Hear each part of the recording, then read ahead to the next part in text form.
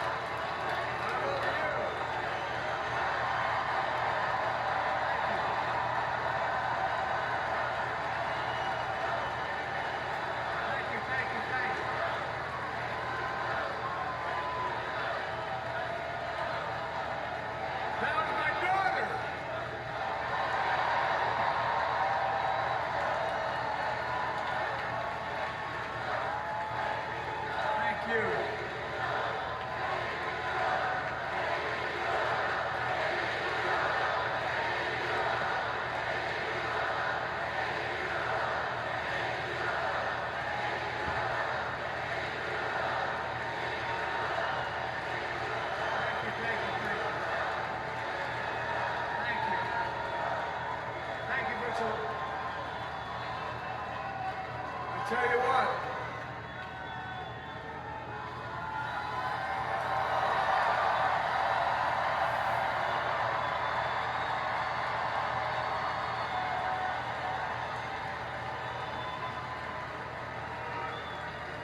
To my dearest daughter Ashley, God love you, you're incredible.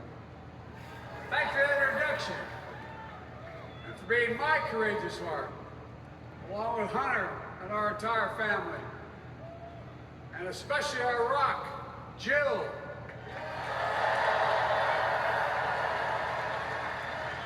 For those of you who know us, she still leaves me both breathless and speechless.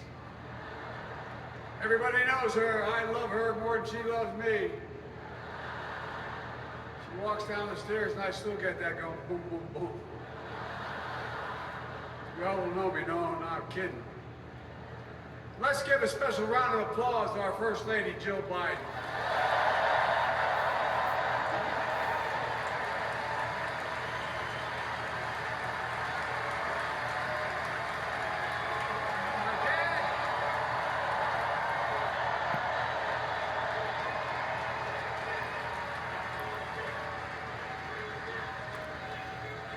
My dad used to have an expression, for real. He'd say, Joey, family is the beginning, the middle, and the end.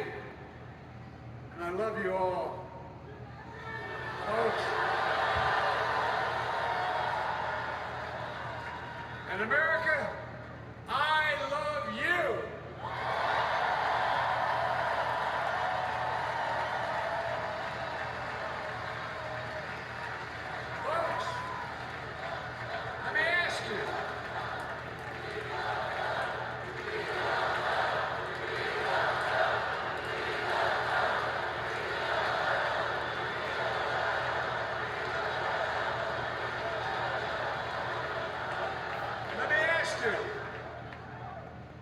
Are you ready to vote for freedom?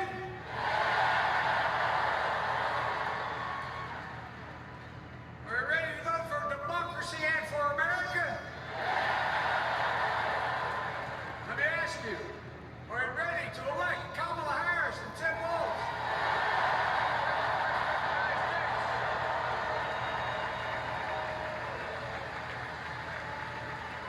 My fellow Democrats, my fellow Americans, nearly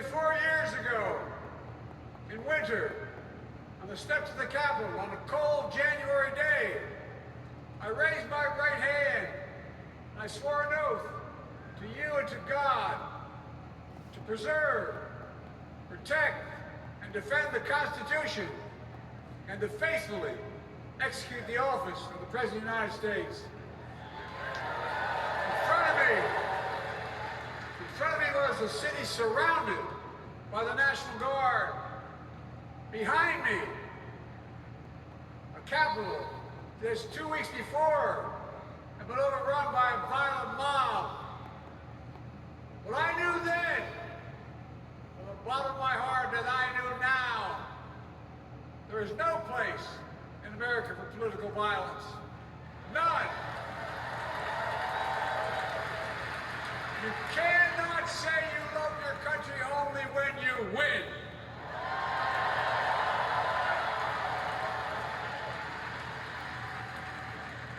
In that moment, I wasn't looking to the past. I was looking to the future. I spoke of the work at hand, the moment we had to meet. It was, as I told you then, a winter of peril and possibility. Of peril and possibility. We're in the grip of a once-in-a-century pandemic, historic joblessness, a call for racial justice long overdue, clear and present threats to our very democracy. Thank you.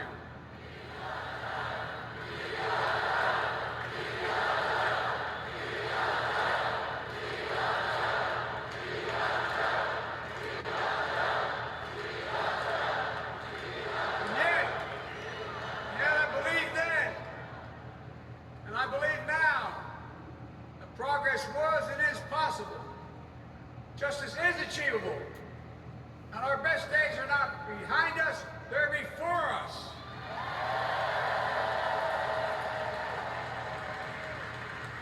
Now it's summer, the winter has passed, and with a grateful heart, I stand before you now on this August night to report that democracy has prevailed.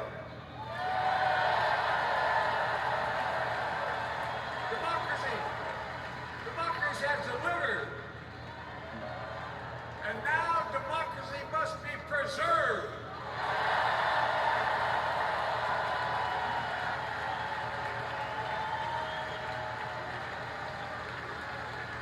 You've heard me say before, we're facing an inflection point. One of those rare moments in history when the decisions we make now will determine the fate of our nation and the world for decades to come. That's not hyperbole, I mean it literally. We're in a battle for the very soul of America. I ran for president in 2020 because of what I saw in Charlottesville in August of 2017. Extremists coming out of the woods, carrying torches, their veins bulging from their necks, carrying Nazi swastikas, and chanting the same exact anti-Semitic bile that was heard in Germany in the early 30s. Neo-Nazis, white supremacists, the Ku Klux Klan, so emboldened by a president then in the White House that they saw as an ally. They didn't even bother to wear their hoods. Hate was on the march in America. Old ghosts and new garments, stirring up the oldest divisions, stoking the oldest fears, giving oxygen to the oldest forces that they had long sought to tear apart America. In the process, a young woman was killed. When I contacted her mother, I asked about what happened. She told me. When the president was asked what he thought had happened, Donald Trump said, and I quote, "There are very fine people on both sides. My God." That's what he said. That is what he meant. That's when I realized. I had to listen to the admonition of my dead son. I could not stay on the sidelines. So I ran.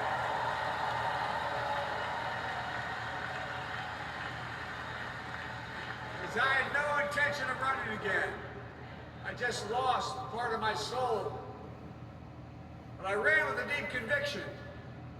In America, I know and believe in an America where honesty, dignity, decency still matter. An America where everyone has a fair shot and hate has no safe harbor.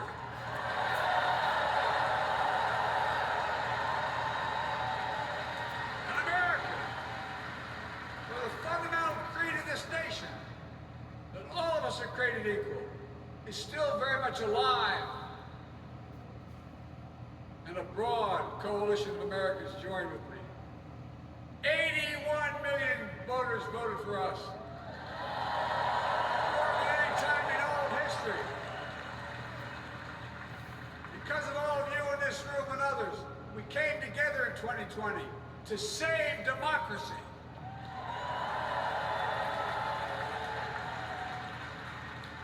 As your president, I've been determined to keep America moving forward, not going back. To stand against hate and violence in all its forms. To be a nation where we not only live with them, but thrive on diversity. Demonizing no one, leaving no one behind, becoming the nation we profess to be. I also ran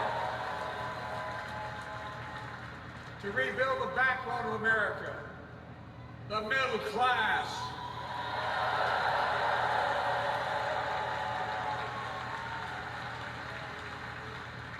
I made a commitment to you that I'd be a president for all Americans, whether you voted for me or not. We have done that. Studies show the major bills we have passed actually delivered more to red states than blue. Because the job of the president is to deliver to all of America.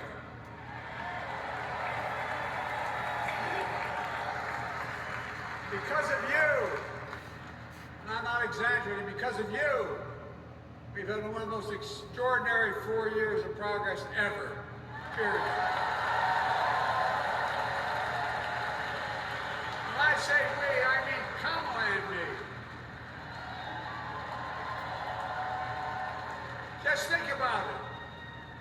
COVID no longer controls our lives. We've gone from economic crisis to the strongest economy in the entire world. Record 60 million new jobs. Record small business growth. Record high stock market. Record high 401ks. Wages up. Inflation down, way down, and continuing to go down.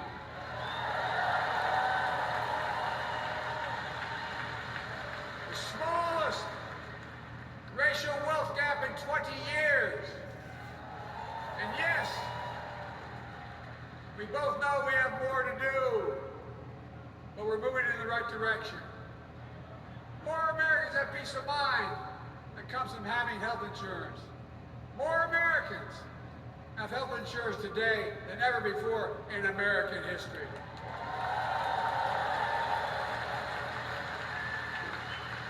And after, as a young senator beginning to fight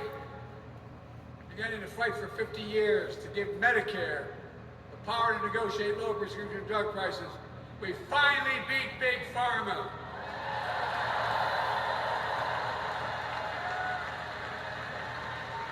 And guess who cast the tie-breaking vote? Vice President, soon-to-be President Kamala Harris.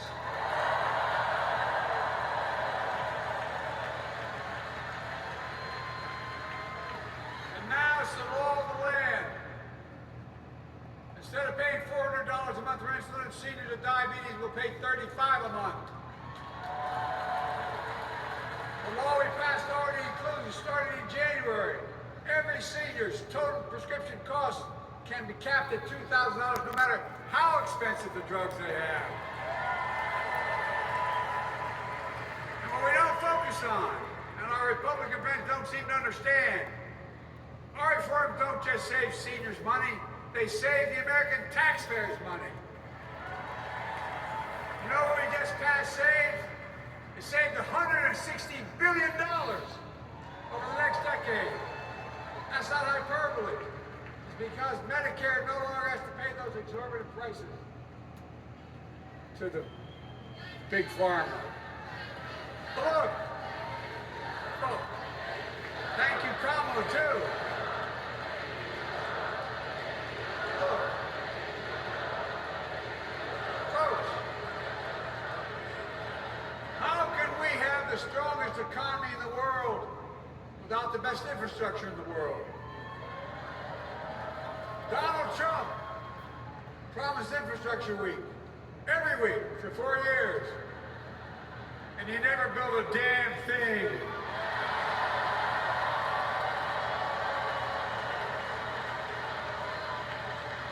And now, because of Kamala, I've done. Remember, we were told we couldn't get it done. Remember when we came in office, we couldn't get anything passed? But right now, we're giving America an infrastructure decade, not week. We're modernizing our roads, our bridges, our ports, our airports, our trains, our buses. Removing every lead pipe from schools and homes so every child can drink clean water. Providing affordable high-speed internet for every American, no matter where they live, not unlike what Roosevelt did with electricity. And so much more.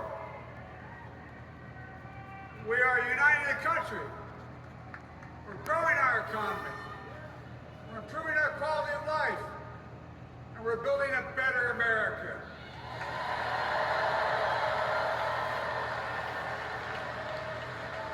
Because that's who we are. How can we be the strongest nation in the world without leading the world in science and technology?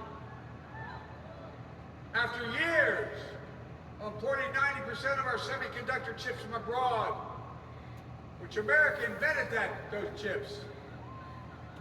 Our Chips and Science Act meant that private companies from around the world are now investing literally tens of billions of dollars to build new chip factories right here in America.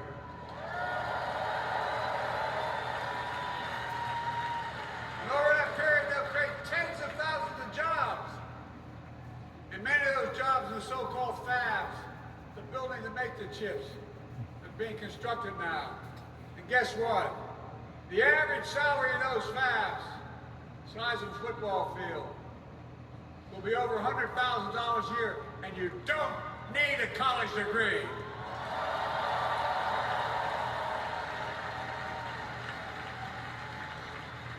Because of you and so many electeds out there, American manufacturing is back. Where the hell to say we wouldn't lead the world in manufacturing? 800,000 new manufacturing jobs.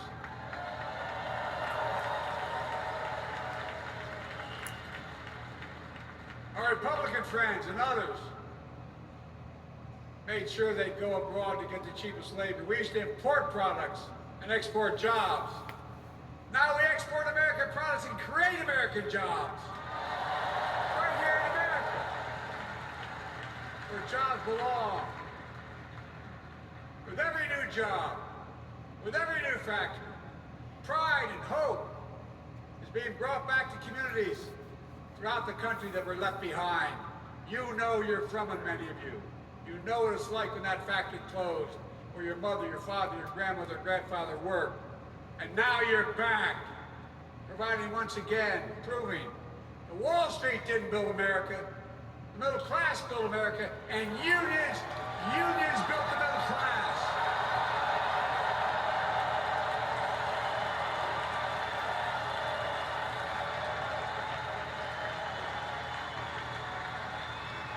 It's been my view since I came to the Senate. That's why I'm proud to have been the first president to walk a picket line.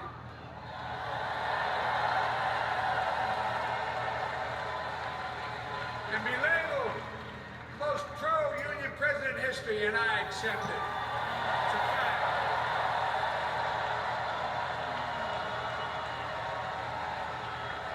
Because when unions do well, we all do well.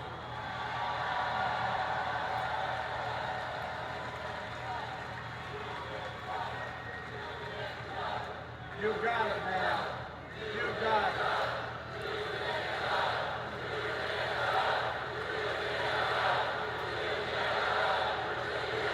I agree. I'm proud. Look, remember I told we couldn't get anything done because we couldn't get anything done in the Congress? Well, with your support, we passed the most significant climate law in the history of mankind.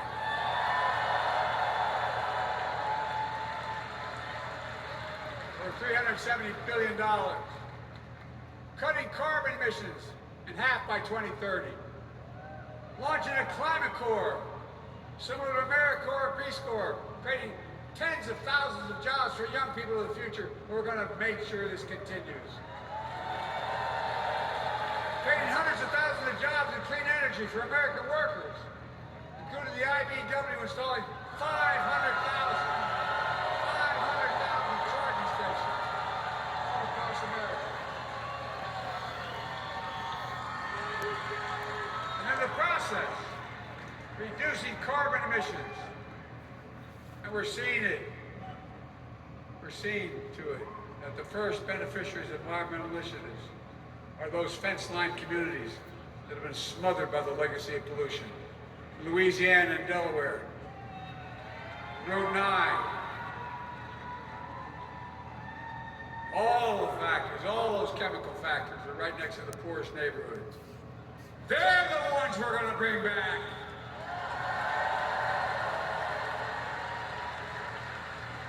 And how?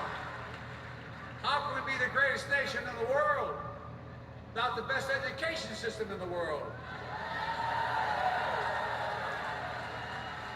Donald Trump and the Republican friends that not only can't think, they can't read very well. Seriously, think about it. Look at their Project 2025. Want to do away with the Department of Education. Well, during the pandemic, Kamala and I helped states and cities get back their schools back open. And we gave public school teachers a raise. We created apprenticeships with businesses, communities, putting students on a path to a good paying job, whether or not they go to college. And by the way, we're making college a hell of a lot more affordable. Increasing Pell Grants by $900. Over $15 billion to HBCUs. Minority service engines, including Hispanic institutions and tribal colleges. We kept our commitment to provide more student relief than ever by lifting the burden of helping millions of families so they can get married, start a family, buy a home, and begin to build family wealth and contribute to the community and grow our economy. It's not costing us, it's creating more wealth. We fundamentally transformed how our economy grows. From the middle out and the bottom up, instead of the top down. You know, my dad used to say there wasn't a whole hell of a lot to drop down on my kitchen table at the end of the month. I come from a basic middle-class family. 3-bedroom house, 4 kids, a grandpa living with us, decent neighborhood, but never a penny to spare. And look, that top-down notion never worked. A lot of Democrats didn't think it worked, thought it worked, but it doesn't. And when we did all that, what we've done, everybody can do well. Everybody.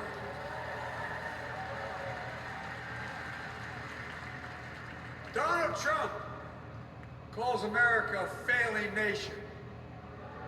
No, I'm serious. Think about this. Think about this. He publicly says to the whole world, I'm going to say something outrageous. I know more foreign leaders by their first names and know them well than anybody alive. Just because I'm so damn old. And I'm not joking. Think of the message he sends around the world when he talks about America being a failing nation. He says we're losing. He's the loser. He's dead wrong.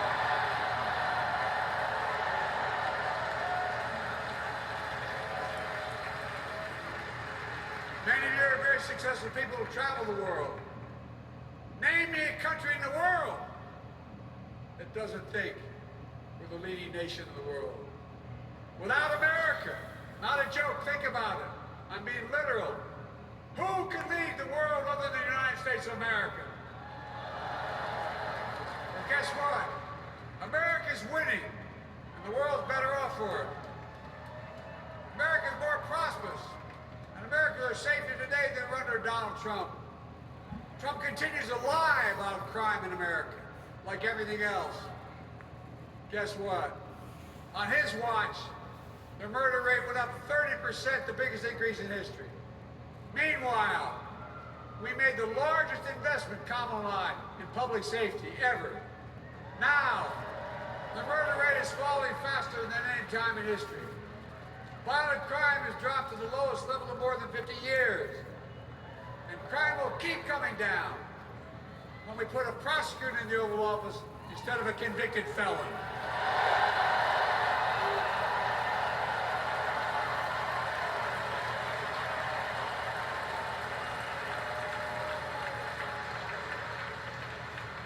Folks, the distinguished senator from the C Senator from California and I passed the first ban on assault weapons.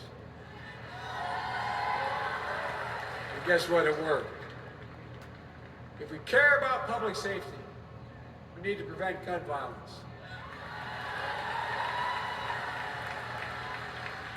And it makes me ashamed when I travel the world, which I do.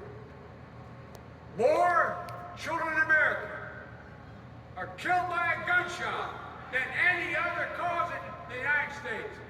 More die from a bullet than cancer, accidents, or anything else in the United States of America. My God. That's why Kamala and I are proud. We beat the NRA and we passed the first major bipartisan gun safety law in 30 years.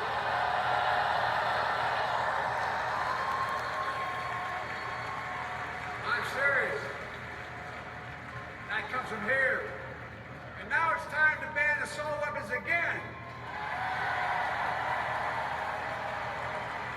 And demand universal background checks.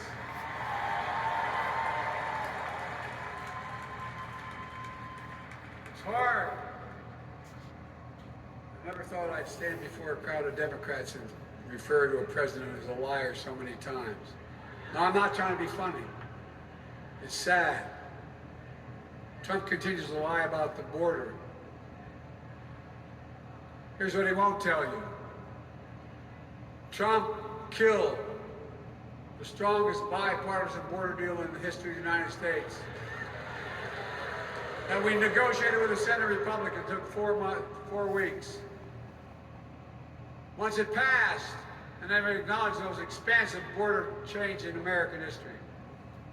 He called senators to say, don't support the bipartisan bill. He said it would help me politically and hurt him politically. My God. No, I'm serious. Think about it. Not a joke. Ask even the press who doesn't like me. They'll tell you that's true. Typically Trump, once again, putting himself first and America last. Then I had to take executive action. The result of the executive action I took, border encounters have dropped over 50%. In fact, there are fewer border crossings today than when Donald Trump left office. And unlike Trump, we will not demonize immigrants, saying they're the poison of blood of America, poison the blood of our country. Kamala and I are committed to strengthening legal immigration, including protecting dreamers and more.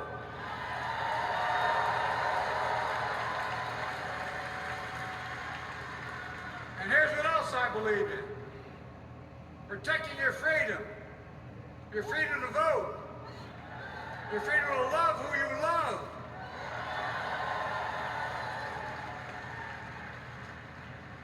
and your freedom to choose.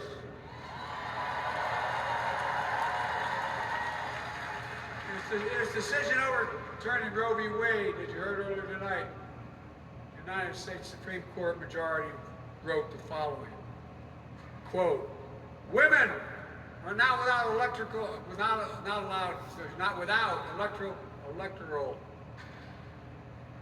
or political power."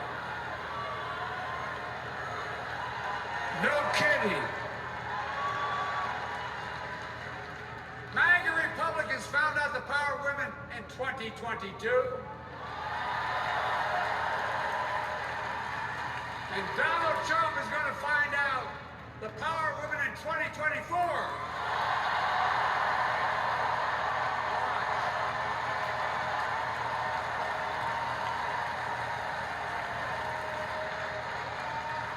Now where Trump and his MAGA Republican right-wingers seek to erase history, we Democrats continue to write history and make more history.